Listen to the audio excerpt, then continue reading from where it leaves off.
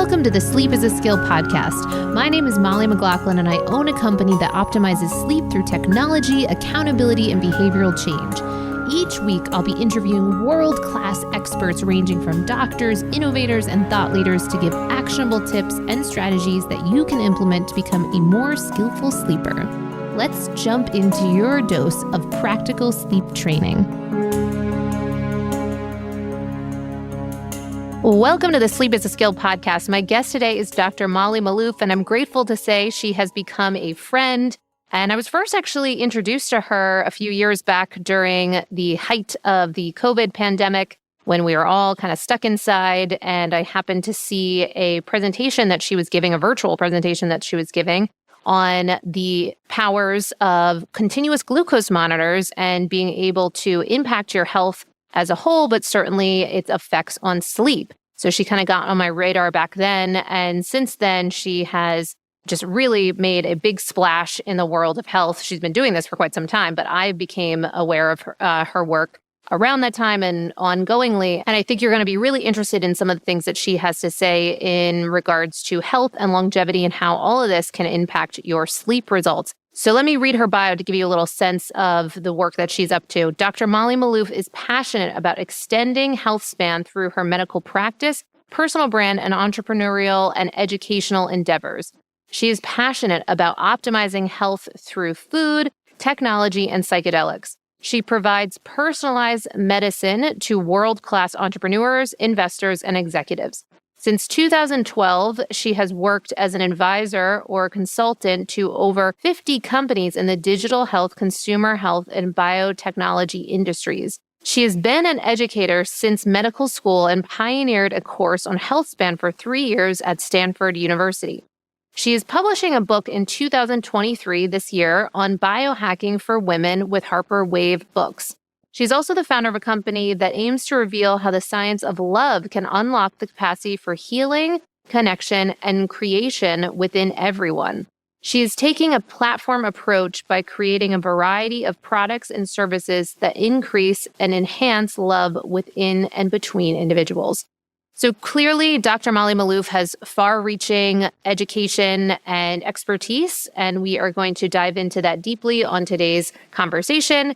Just a quick aside as far as technology, had a little technical issue and my mic was not fully working. We were going to do a live podcast and we switched over to virtual, and in that switch, something happened. So apologies that on my side, the audio is not the best. We are committed to having great quality podcast experience. So do know that future podcasts and most of our podcasts do have a bit of higher expectations for the audio, but just bear with us on this conversation. And without further ado, let's jump into the podcast. So I get a lot of questions around sleep supplements, and I'm very hesitant to just throw out a whole laundry list of possibilities. One, I don't think it's the most responsible thing to do. I really do believe in testing to see what types of supplements make sense for you. And two, because I really truly believe that most of the things that you can do to improve your sleep are behavioral, psychological, environmental in nature, and often don't cost a dime. However, there is one supplement that I personally take every day and that I do feel quite comfortable with suggesting for most individuals to experiment with because of a couple of reasons. Its high safety profile and high rates of deficiencies in our modern society. Some put the numbers as somewhere around 80% of the population being deficient in this one area, and that is magnesium. So magnesium has been called the calming mineral, and some report that magnesium can increase GABA, which encourages relaxation on a cellular level, which is critical for sleep. Magnesium also plays a key role in regulating our body's stress response system. Those with magnesium deficiency usually have higher anxiety and stress levels, which negatively impact sleep as well. Now, before you go out and buy a magnesium supplement, it's important to understand that most magnesium products out there are either synthetic or they only have 1 to 2 forms of magnesium, when in reality, your body needs all 7 forms of this essential sleep mineral. So that's why I recommend a product from my friends over at BioOptimizers. They have created something called the Magnesium Breakthrough. And taking this magnesium before bed helps you relax and wake up refreshed and energized. And while we don't recommend that you go too nuts on looking at all the sleep stage classifications on all your wearables, I will share anecdotally that many clients have reported improvements in their deep sleep trend numbers. Again, I don't want you going nuts on the sleep stage classification numbers on your wearables, but I do want to let you know about that because I know that many of you do reach out on questions of how to improve your deep sleep. So I also love that BioOptimizers offers free shipping on select orders, and they offer a 365-day money-back guarantee on all their products.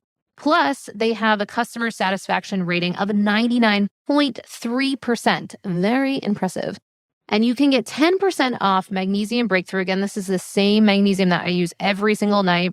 And finally, you can get 10% off Magnesium Breakthrough. Again, that's the magnesium supplement that I use every single night by going to magbreakthrough.com/sleep is a skill. And be sure to use the code sleep is a skill for 10% off. And welcome to the Sleep is a Skill podcast. Oh my goodness, I'm excited for my guest today, Dr. Molly Maloof. Thank you so much for taking the time to be here. Oh my God, thank you for having me. It's such an honor. Yes, amazing. 2 Mollys in the house. This is I know. great conversation. This is the rare moment, you know? Okay, Dr. Molly, you are really someone that I have admired for a very long time. The work that you're doing, I think, is just so profound in many areas of health and well-being. So really the struggle for me is how to fine-tune what we can share on this podcast, because they're so far-reaching in many different areas that you are touching on. I love the work that you're doing with psychedelics, mitochondrial health, biohacking, just, really out of the box thinking and drawing conclusions in a really unique and cool way. So one, just how did you find yourself in the position that you are as it relates to health and, really putting out this work that you are creating right now, which is this upcoming book that I think many of us are excited to have and to read and to explore. How did this all come to be that you found to have this interest in this area of health and well-being? Whoa, it's a big question. I've been answering this a lot lately because I've been on a lot of podcasts for this book, but basically my entire life I've been obsessed with health because I was not a healthy child. And I had to overcome a lot of illnesses. I had chronic infections as a baby because I was born to a C-section because of a cord prolapse. So I kind of just grew up in hospitals and very early memories being hospitalized from pneumonia, having strep throat, having my tonsils out, just always being at the doctor. And then, waking up to human suffering and just deciding, what, I just really want to help other people heal. And that was me in 5th grade. I just really made a very clear decision in my life that I wanted to be a doctor. And then from there, I went and basically, became a doctor. And in the process of growing up, I was such a driven child that I just felt very much like I have to perform well. I need to do well in school. And I always thought, I have a chest strap on right now. Actually, I'm taking it off. Chest strap. I'm like, how do I get this thing off? I use this app called Hanu Health and it measures my stress levels. Yeah. But I'm wearing it all day long and I'm just I want this thing off right now. I went to high school and I remember learning about modafinil and I was like, oh my God, it would be so great if I didn't have to sleep. I could just do so much more work. And I had the mindset that sleep was optional. And then I got to medical school and I really started realizing that I just wasn't taking great care of myself. So I started really optimizing my lifestyle. And one of the things I was doing to optimize my lifestyle was I was like, I'm going to stop pulling all-nighters. And that actually helped me do better in school. But then I got to residency and residency is just all about sleep deprivation.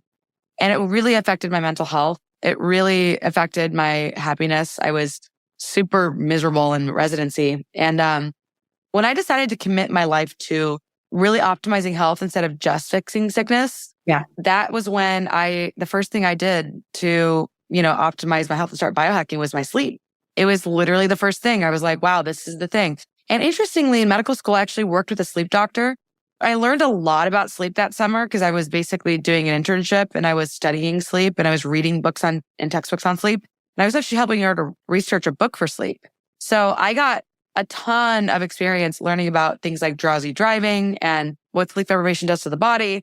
And so once I got into my career and I realized that I was basically self-employed at the time. I could decide my schedule. That's when I started really being like, oh my God, sleep matters. I need to care about this. And so I started working on, first and foremost, circadian rhythms. I lived in a really dim apartment so I didn't have good light. And circadian rhythms were the thing that I was like, I actually got a light monitor from a company. Yes. And it actually showed me that my circadian rhythms were off. And so I would go on the roof of my building daily just to get sunlight. I was like, this is something I need to do. And eventually I moved to a place that had very, very bright lighting, which is the opposite of my other place. And it was crazy how much it completely changed my experience with sleep. I actually even got better sleep because I had more connection to light dark cycles. So circadian rhythms were really important. When I learned how to hack jet lag, that was a really big moment in my life. But really discipline around realizing the power of sleep to heal and realizing that it made me smarter to get more sleep. That was a big life change for me because most of my life had been about, not sleeping to get ahead. And then I was like, when something flipped in my brain, it was like, no, I need to sleep more to do better. That's when a lot of things changed for me. I actually think it played a major role in my healing journey. And I evaluate sleep on every single client. And I've been really surprised at how I've seen so many healthy young people have problems with sleep. And so it's like, I still meet people every day that are ambitious and hardworking and tell me they don't need a lot of sleep. And I'm just like, nope, I don't believe that almost anybody needs 3 to 4 hours of sleep. It's such a tiny fraction of the population that can actually survive on that little of sleep. I'm convinced that everybody needs to get largely 7 to 8 hours a night. And you're doing yourself a massive disservice if you don't get that. I couldn't agree more. Thank you so much for sharing kind of the journey that you've been on and the personal relationship and connection and seeing how both things can look, what life can look without that proper sleep. And then the flip side, which unfortunately many people, I think, are not even experiencing the flip side much throughout the course of their life, sadly. So I'm glad that you can, one, be a stand for that, and two, help ensure that you're prioritizing that with your patients. And I'm curious how you've seen that interconnect with the work that you're doing with your book and the focus on mitochondrial health. Wondering if you can help bridge that gap for us. Sure. So really, if you want to understand mitochondrial health, you need to understand the role of sleep in sort of the stress paradigm, right? So I want people to conceptualize mitochondria like batteries, even though they are also what are known as capacitors, which means that they make charge and they store charge and they deploy charge. So you've got these batteries in your body that literally create life. Like without energy flow, you'd be dead. And we charge our batteries with the food that we eat, right? We eat food, goes into our cells, gets turned into substrate, goes into our digestion, gets broken down into substrates, which go into our cells and become fuel to power the mitochondria.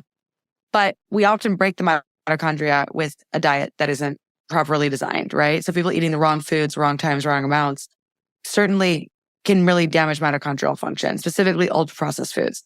But then you need to move your body to create the signal to create more energy because your cells will literally downregulate mitochondrial production and mitochondrial function if they're not sent the signal that they need more energy.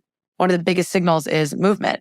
But then the biggest drain of our batteries is our stress. That's either psychosocial stress, stress from our relationships, working at home, or environmental stress, or financial stress, or, you name it. Life is stressful. There's a lot going on in the world. But sleep is so important for recharging the batteries. So we have light and dark cycles. We have sort of sleep and wake cycles.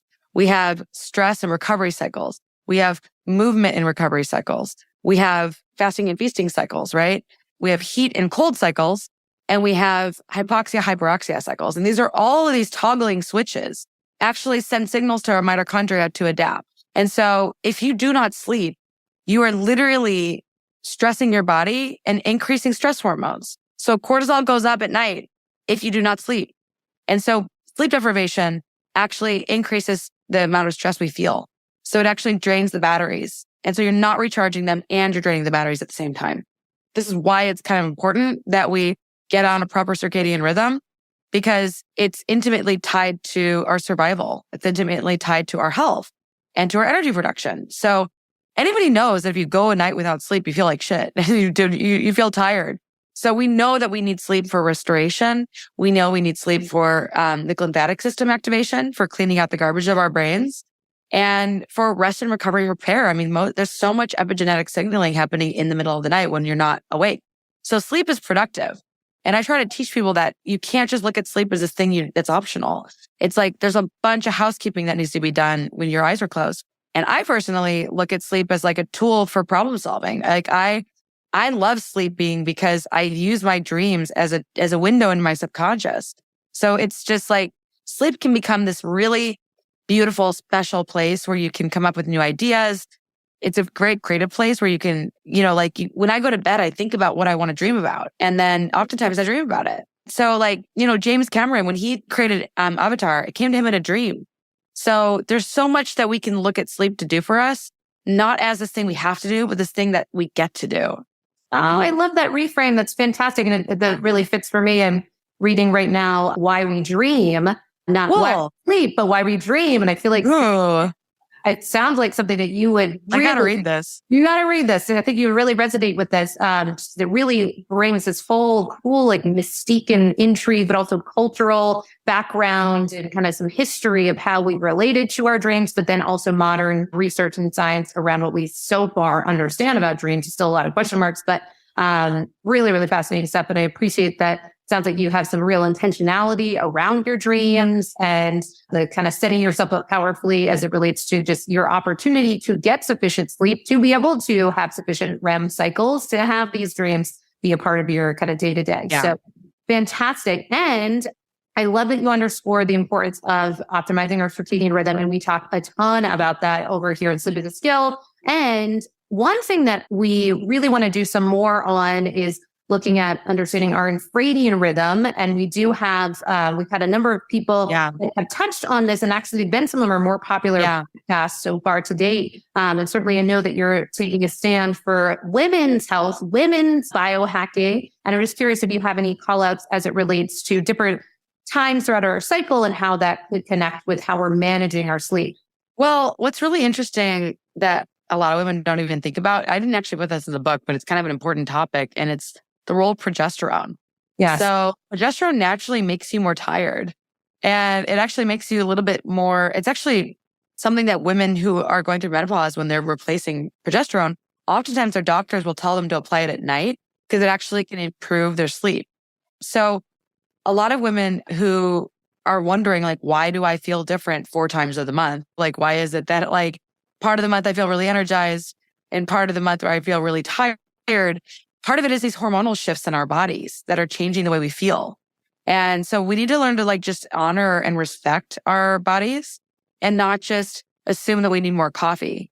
Personally, a massive coffee lover, but I'm not currently drinking coffee because a few months ago, I got my cortisol levels back and they were way too high. Oh my God, we are the twins right now. That was exactly what happened with me. Yeah, my cortisol levels were too high. So I'm bringing down some of the coffee and, I'm drinking mud water, and I'm like, it took me years to realize that like coffee, even though I love it, is actually going to make me more stressed and potentially more exhausted, because what it does is it covers up tiredness. So you push yourself longer hours, but you actually don't feel how tired you are because caffeine binds the adenosine receptors. And adenosine is a signal for tiredness. And so if you don't feel the tired signal, you just keep working. This was me most of my youth. It was just drinking literally cups of espresso. Yeah. And it wasn't until I recognized that like when you drink a cup of coffee, it's kind of the equivalent of like a scary movie. So it really does energize, like it gives you a stimulus of stress. Yeah. We're basically like addicted to stress in our culture. We're addicted to the stress of watching the news, watching scary movies, watching scary TV shows.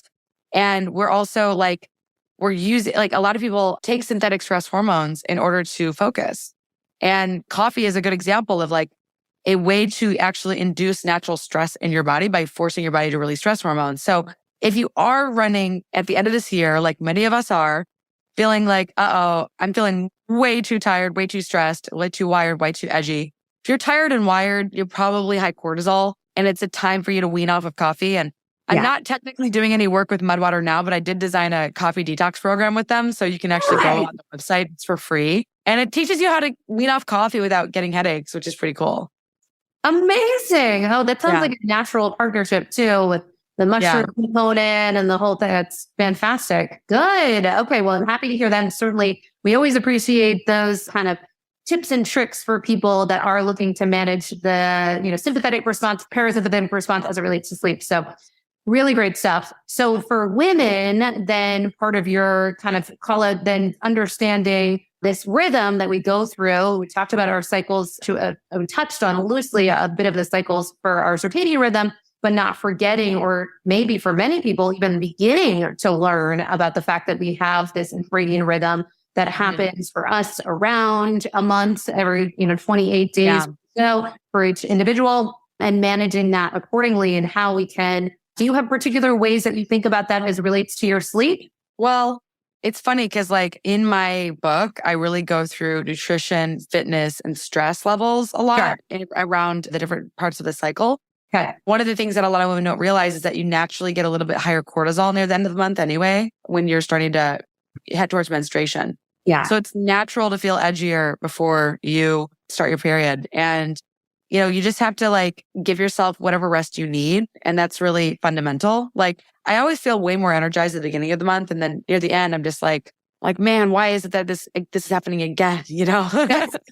So I would just say like, in terms of honoring your cycle is like, recognize that being a little bit irritable and a little edgy could actually, especially if you're hitting your 40s, women need to look at their hormones with a doctor and make sure that they're not progesterone deficient. It can be really common for women who are in perimenopause or in their late 30s, early 40s, hard driving women who are really stressed very often. You can actually have low hormones. And so there's a whole world of innovation happening in this space right now. But what I would say is that like, if you are wondering why are you feeling a little bit edgier near the end of the month, and maybe that's potentially affecting your sleep, it could be due to hormonal dysfunction that you would want to look into.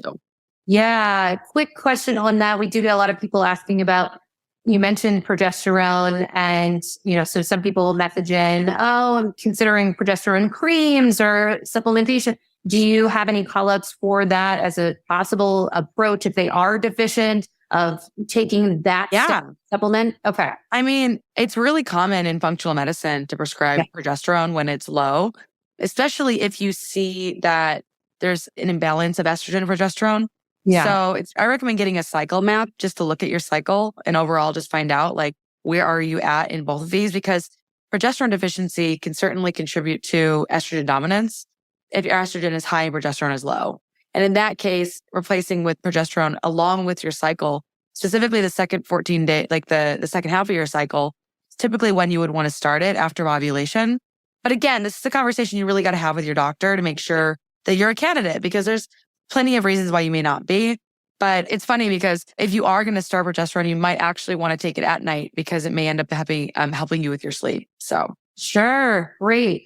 And as we discuss, hormones and different changes that might happen as we age, one thing that comes up a lot is more an influx of people being possible candidates for being diagnosed with sleep apnea and potentially being missed with that, particularly women. I wonder if you can share a little bit about sleep apnea and some of the kind of misnomers of the possible people that might be affected by it.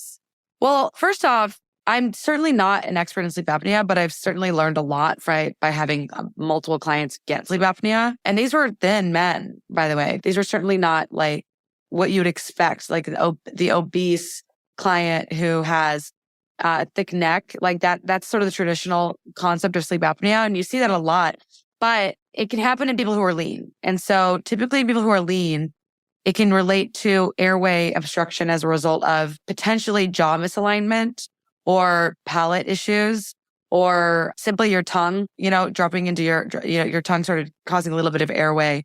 If your mouth is open and your tongue is malpositioned, it can also contribute to some airway blockage.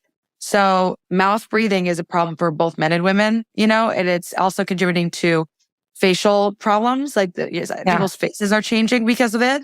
So I actually, interestingly, a family member of mine, I need to approach them because we spent some time together over Thanksgiving break, and I noticed they were snoring, and I noticed that they were mouth breathing, and I didn't want to say anything because I was a little bit I typically yelled at if I try to correct my family's health. But it's pretty clear and obvious that if you do end up putting on a few pounds, you can actually cause some airway obstruction as well from just excess tissue in your throat. So it's you really got to get a proper sleep study if you snore to find out really where it's coming from, because it can come from upper airway, it can come from neck, it can come from all sorts of different causes. And so it's just key to get a diagnosis. And so first thing first, The easy stuff that you can do is there's apps you can download and get prescribed, like the app called Resonea.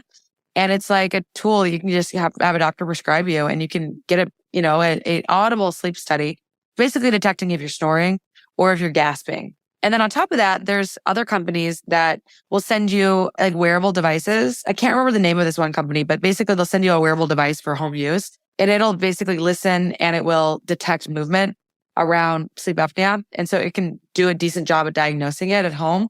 So these are kind of like consumer grade products. But what you really want to do is actually get a clinical grade sleep study in a clinical sleep center.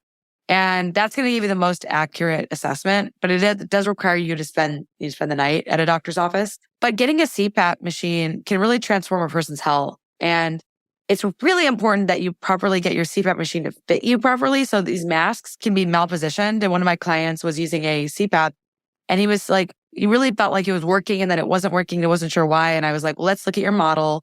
And then we actually troubleshooted. He hadn't even turned on the app that came with the CPAP.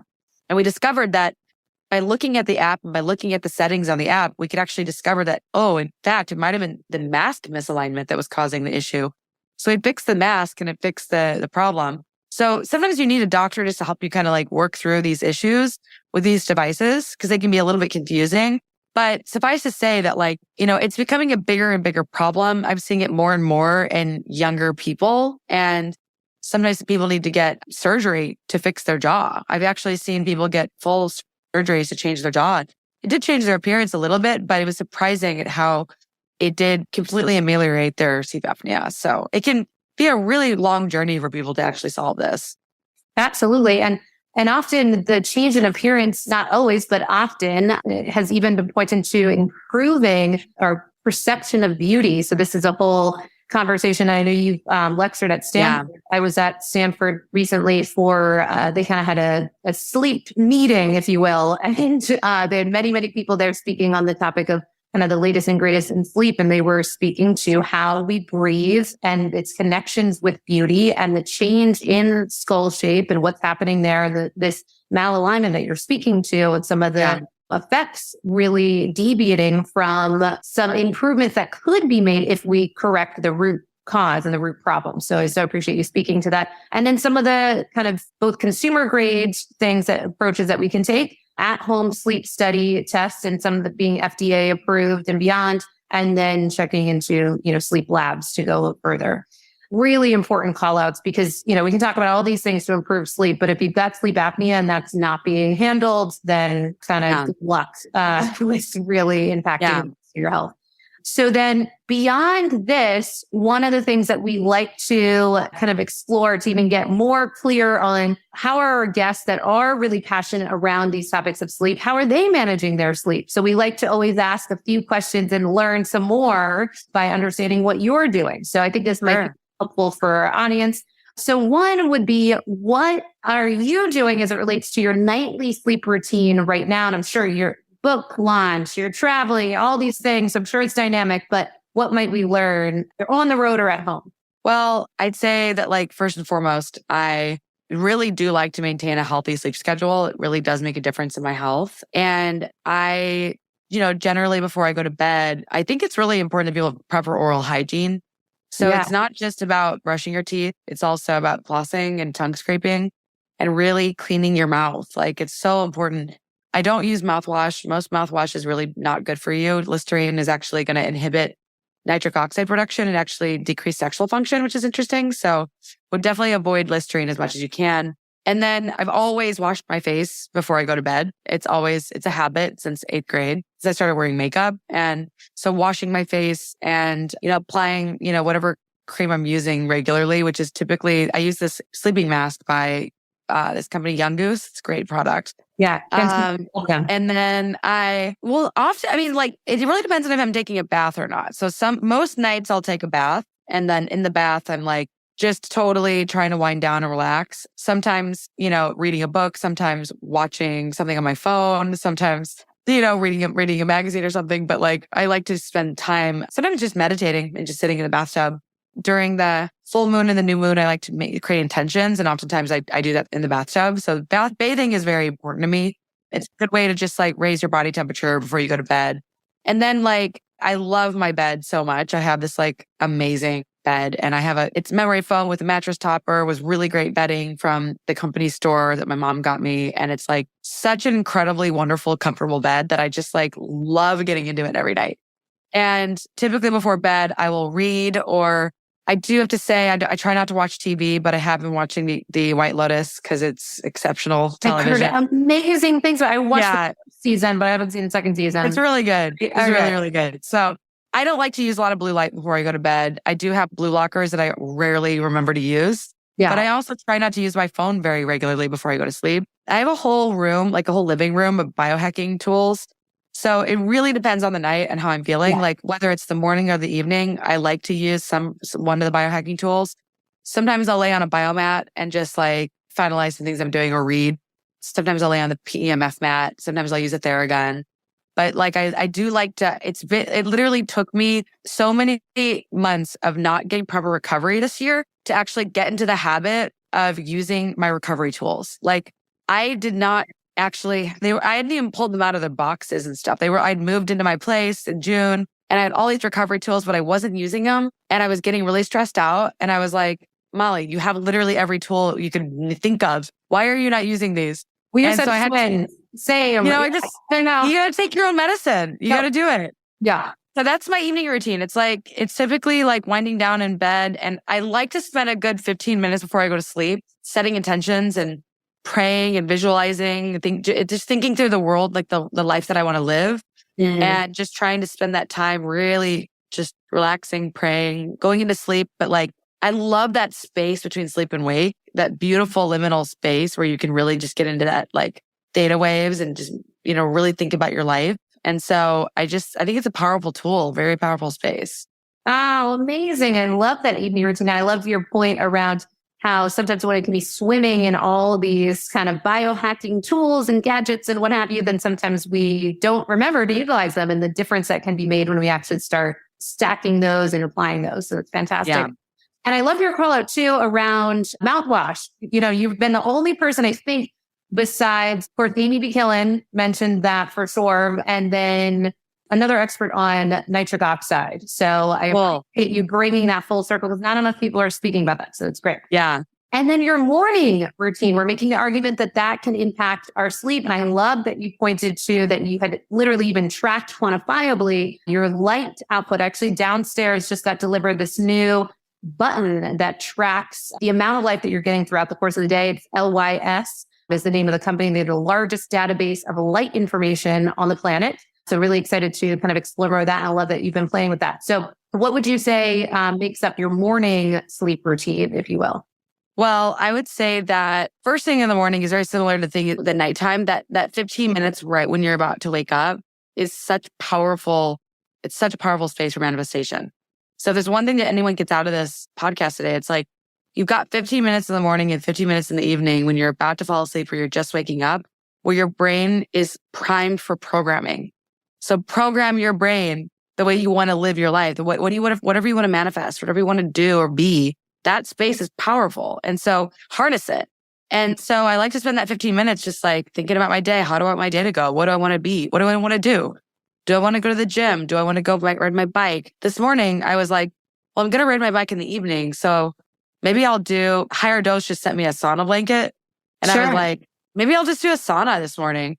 And I was like in the sauna blanket, checking my email for like, I don't know how long I was in there for a while. Because I was just thinking to myself, wow, I'm really behind on email. I know I need to go exercise, but today is the day where I really need to be checking my email right now. So woke up in the morning. First thing I do is not check my email. The first thing I do is try to program my day for optimal success, but thinking about how do I want my morning to go? And so before I go to bed every night, I'll check my schedule for the next day. What time am I starting in the morning?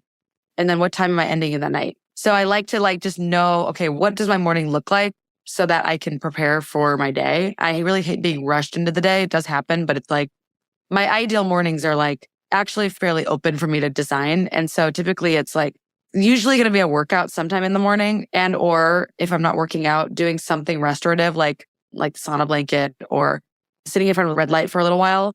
But I do like to get some meditation in most days. even if it's 15 minutes, I'm trying to amplify that to be a bit longer.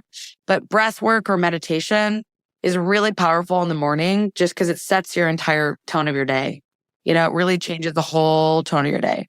Today, I actually, instead of meditating, I got this thing called the sonic slider from this woman who gave me a facial, and she put this thing on my skin. And I was like, wow, of all the things that you did today, the gua sha tool, this sonic slider, tuning fork, and these like two frozen sort of orbs that you put under your eyes.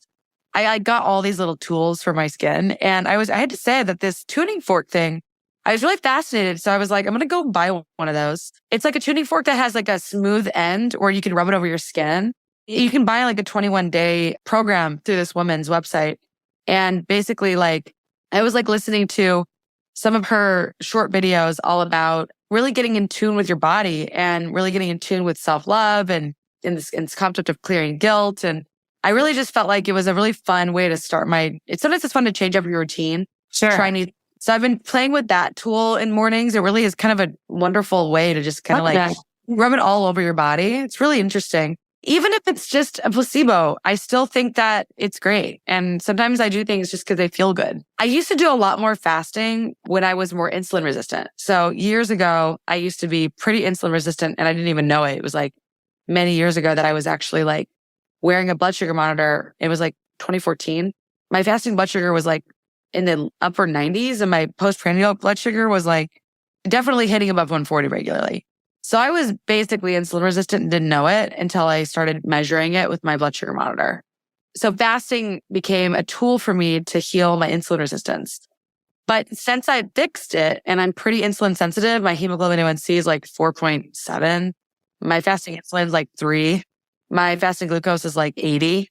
And my post-meal glucose rarely goes above 120 on a good day. When I was really stressed out, I was hitting higher than that. So fasting is something that I used to do a lot more of. And I'm just explaining how like it's really important if you are insulin resistant, if you do have problems with blood sugar metabolism, to think about how to get stronger in that way. And I would say that time restricted feeding can be really helpful for enhancing sleep, specifically meaning like not eating in the middle of the night can actually really enhance your ability to get into that proper, deeper sleep. So one of the biggest mistakes people make is they eat too late at night. And that can actually affect their heart rate variability and their sleep. So highly recommend that you try to stop eating earlier in the night. And then in the morning, like I do, if I'm going to work out in the morning, I'm going to eat breakfast before I work out. I got that from Stacey Sims, who's an expert on women's athleticism. So I do think that breakfast is one of those things where I do consume it now. But years ago when I was insulin resistant, I would do more like 16-8 fasting. Now I do more like 12 to 14 hours fasting maximum. So yeah, like typically I'll eat something in the morning. I'll have some mud water, typically before I'll go exercise, and then shower and makeup, hair, get ready for the day. I love that. Okay, that's a fantastic kind of walkthrough of different ways that people could bring some of these modalities into their life, still have a variety and spontaneity. And yeah, I really appreciate too how you prioritize that time when, people often get frustrated with sleep inertia and that time when after you wake up and a few minutes into your day, depending on the person, it might take longer for different people, but that time, I like how you speak to the magic of that time. You're kind of the in state and really taking that opportunity to design and plan and be intentional around your day and how it's going to look and really envision that, visualize that. I think that's really important. And I don't think we've had enough people really point to that. So it's fantastic. Well, so much of our lives is like, oh my God, we need to get to the next thing. Yeah. And what life really could look like if we decided we were all collectively going to change would be more ease. I was waking up with like so much stress for so many months this year. And I was like, something has to change. Like this isn't for me. And so what had to change was my routine. I had to create the conditions where I told my assistants, like, please don't book me before 10 a.m. Like I need my mornings. Like I have to like lower this cortisol. And by jumping straight into meetings at 8 a.m., my cortisol levels were just like crazy high.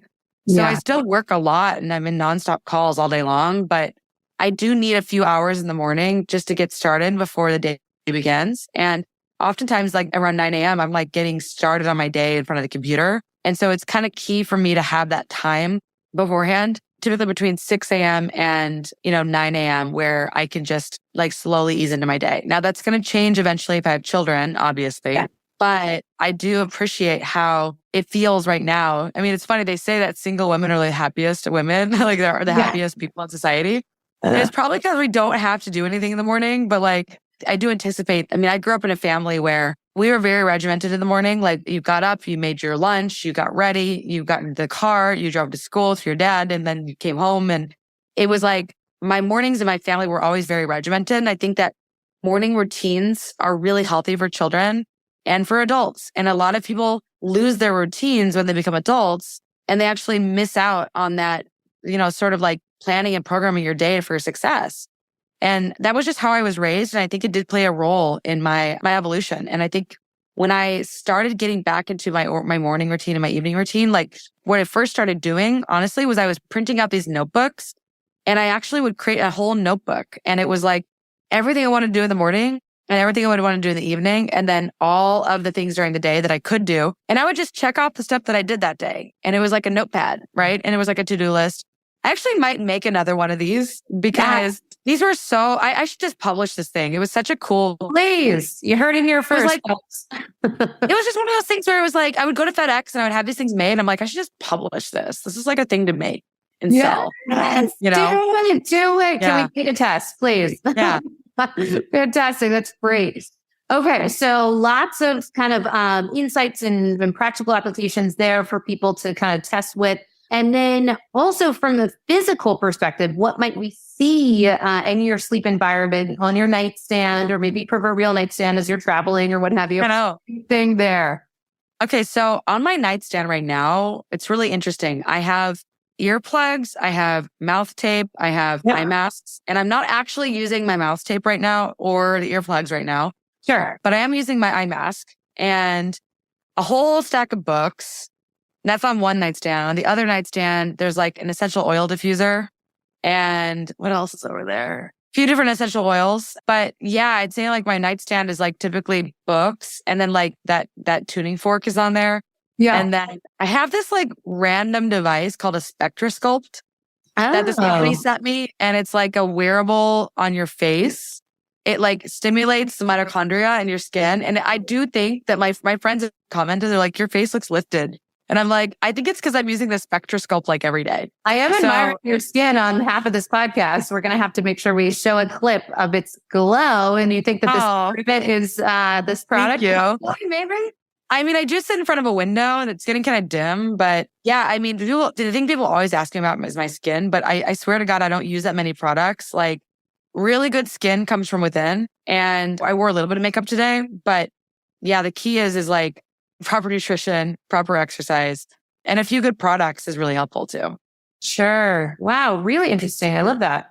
Okay. So then the last question would be, what would you say has made the biggest change to your sleep game or maybe the biggest aha moment in managing your sleep? I think I've kind of mentioned this a little bit, but like the biggest one of the biggest ahas was when I was in medical school. And I realized that like when you are tired, you're drunk. You're basically the equivalent of being drunk. And that's dangerous. And so like you should never drive a car if you're tired or if you're under the influence of alcohol. But like people drive tired all the time and we don't arrest them like we do DUIs. Yes. But I'm not saying we should arrest people for not sleeping, but like we kind of need to emphasize how dangerous it is to drive while you're tired. And there were times when I was driving home from working at the hospital and I was like, I am not safe. Like I should not be doing this. This is not safe. I just think it's so important that we wake up to the reality of the power of sleep and how not sleeping is really detrimental to health. Like it's a carcinogen, like shift work is a carcinogen. So like, I just think it's really key for people to realize like some of my biggest breakthroughs were like just realizing, whoa, like drowsy driving is like drunk driving and shift work is like a carcinogen. And also like just your sleep can be a profound place where you can get work done. You don't have to sacrifice sleep for work. You can get work done and problem solve in your sleep, which is really cool. I love that approach. That's fantastic. Such an important reframe for people to really have in their repertoire as they are beginning to embark on this prioritization of their sleep, to have that. So it's not like you're trading one thing for another, that you actually are augmenting your results. It's fantastic. Well, I'm sure people listening are going to want to learn more about you and the book. So what are the best ways for them to do that? Well, definitely go to my website, www.drmolly.co, because that will be where you'll find my book, and all sorts of additions to the book are going to go on the website as well. You can search for me in Apple Podcasts. I'm on a lot of podcasts these days. I'm on Instagram at drmolly.co. I'm on Twitter and LinkedIn at Molly Maloof MD. And yeah, those are the best places to find me. Fantastic. And I definitely recommend following Dr. Molly on all those platforms. I especially love following her on Instagram. Your stories are great. Really, really some just fun stuff that you share routinely. So get on there, make sure you follow her and get that book. I'm excited. And I believe I'm getting a copy sent very quickly, very shortly. So I'm very excited. Hey, dive into that. Yeah. So having said all that, I really appreciate you not only taking the time, but really underscoring the importance of sleep and the difference that can make on your journey for health. It's, really a bit of still a radical thing in a lot of ways. It's still the newer place to stand for people to really, really emphasize this area. So thanks for always being a pioneer in many areas of health. And certainly in this one, it makes a big difference. So again, thank you for your time and the work that you're doing. Thank you so much, Molly. Oh, amazing. You've been listening to the Sleep is a Skill podcast, the #1 podcast for people who want to take their sleep skills to the next level. Every Monday, I send out something that I call Molly's Monday Obsessions, containing everything that I'm obsessing over in the world of sleep. Head on over to sleepisaskill.com to sign up.